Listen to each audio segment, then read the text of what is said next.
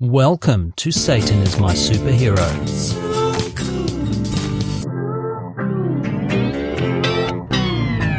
In this episode, we will seek and destroy the four horsemen, join the metal militia, hit the lights, jump in the fire, and hope we don't get whiplash from our phantom lord who has no remorse and motorbreath. That's right, it's Metallica's debut album. Metal up your ass! I mean, kill 'em all! In the late 70s and early 80s, a teenage Danish pro... Danish... Maybe it would be best for everyone if you just gave up right now before you embarrass the show any further. Tennis pro, living in LA, was going to heavy metal shows all over the world and getting himself backstage. This bratty little punk by the name of Lars Ulrich was hanging with the likes of Motorhead and Diamond Head. If Machine Head had been around back then, he would have hung around with them too. I made a joke. It's not that hard. Lars even ended up sleeping on Diamond Head guitarist Brian Tatler's floor for 2 weeks. Are you a fan of the show, but not such a bratty little punk you would fly across the world to sleep on our floor? Mum, was a 50-year-old man wearing a Manowar t-shirt asleep in my bottom bunk? The easiest way you can show your support for us right now would be to give us a 5-star rating. Like, right now. Or, you can do it tomorrow if it's convenient. Or, just do it, right now.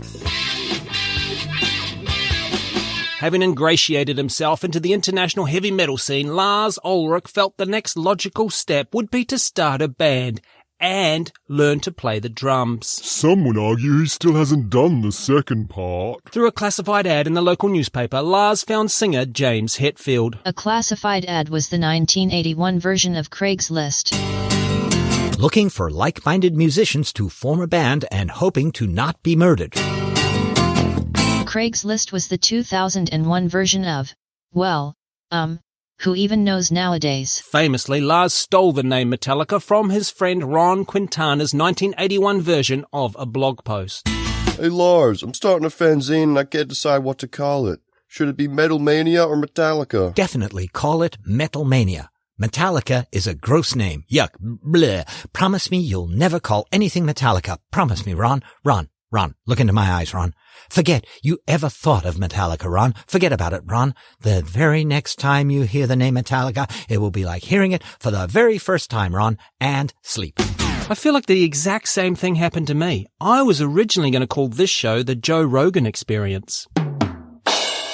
Boo. Now remember way back to a couple of minutes ago, we all learned Lars was very good at networking and getting himself around and known. Well, Lars finds out a local entrepreneur is putting together a compilation album of unsigned bands. Lars being Lars, Metallica, although spelt with 2 T's on the first pressing, gets a spot on that album. They haven't even played a gig yet. Can Metallica get a spot on that record? Why would Ron's fanzine get a spot on our record? No, he didn't call it Metallica.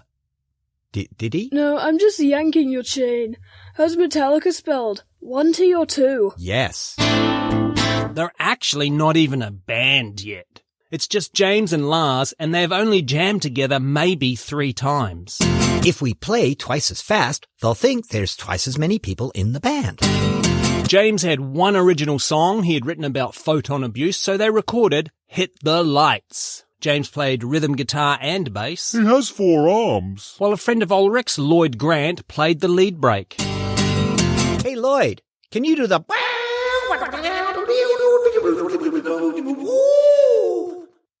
part? So now they had a song on an album, but still no band. They roped in James's childhood friend Ron McGovney on bass and placed another classified ad for a lead guitarist. Wanted. Ass hat to join band. Must be a total douche. Dave Mustaine answered that ad. That douche. And the first Metallica lineup was complete.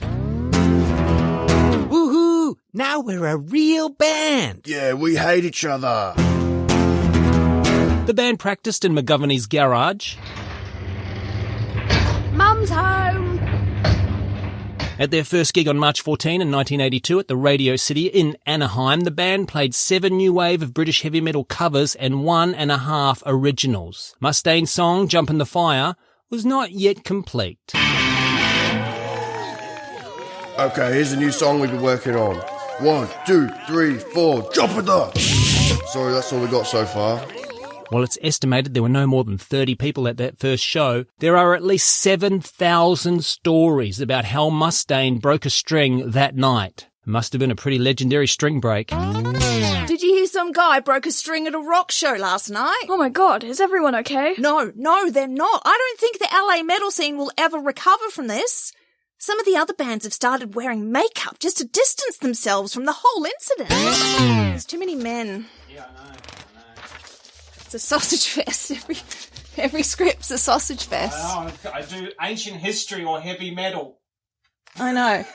Where are the ladies? Metallica's second gig ever, was at the Whiskey A Go-Go opening for new wave of British heavy metal legends, Saxon. Dear Lord Satan, if you are real, prove it by giving me the opening spot for an international touring band.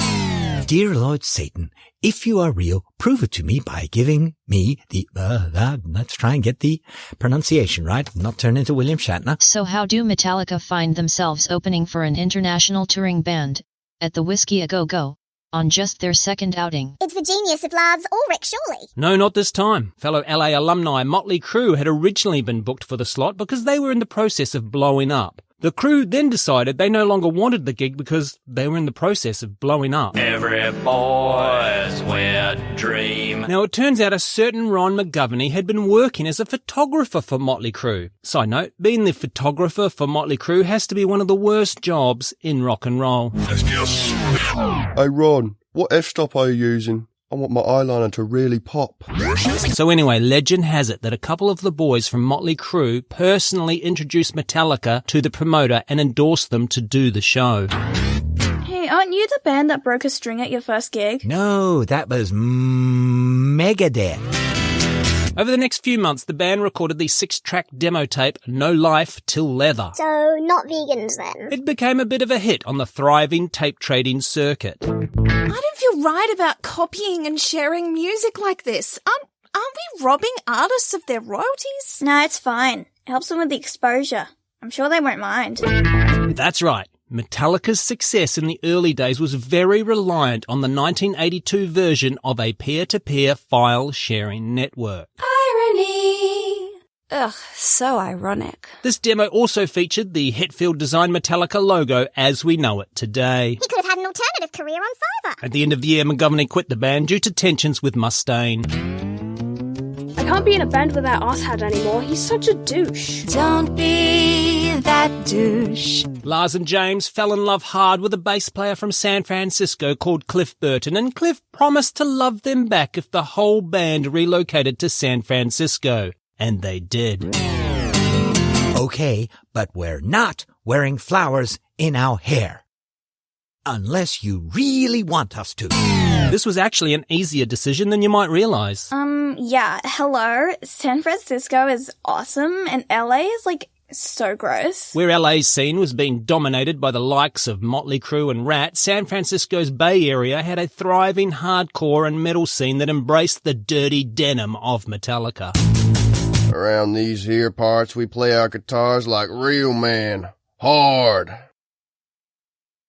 With a heavy palming and intricate and precise picking technique that will revolutionize rock guitar for the next generation.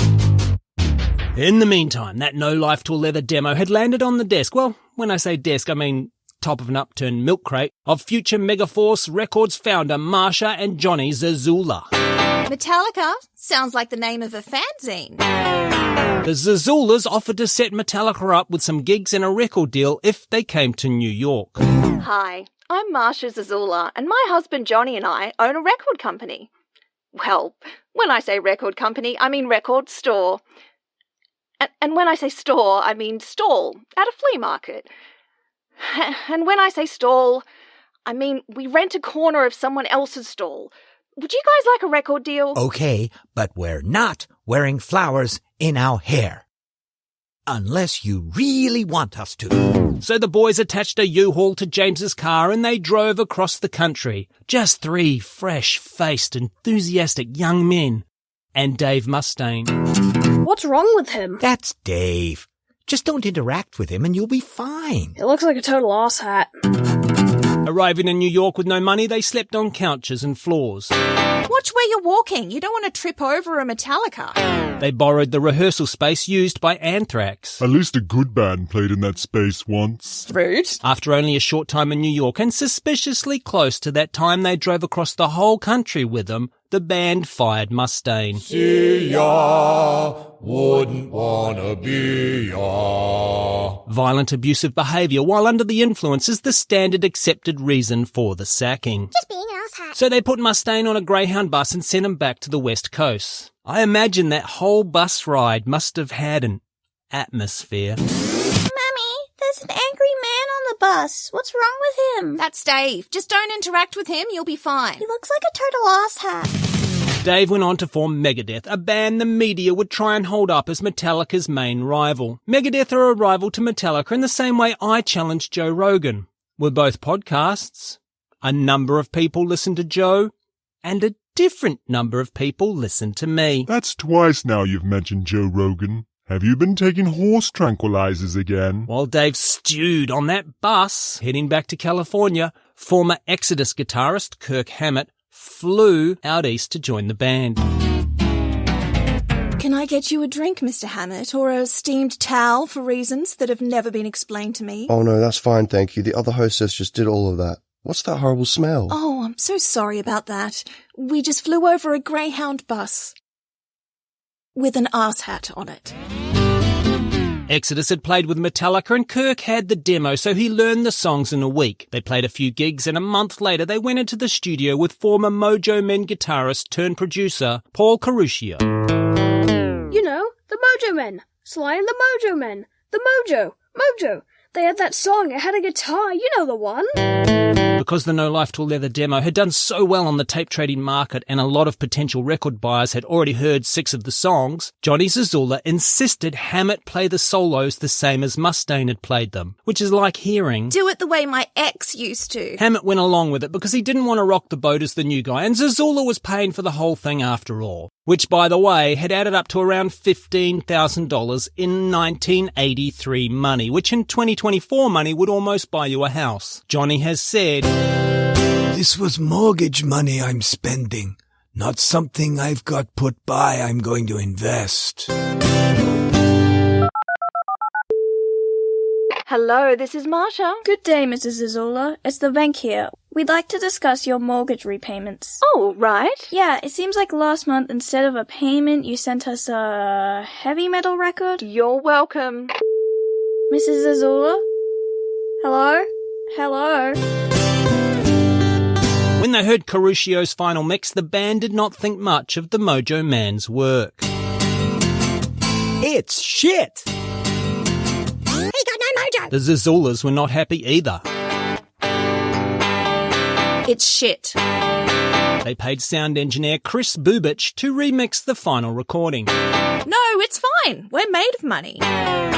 Famously, the band wanted to call the album Metal Up Your Ass. And the cover was a dagger stabbing up out of a toilet bowl. Ouch. Obviously, it would be a tough sell to get a family-friendly record store in a mall to put that cover out on display. It's very triggering for people with hemorrhoids. According to a Revolver magazine interview, Cliff Burton reportedly said, You know what? Fuck these firecrackers.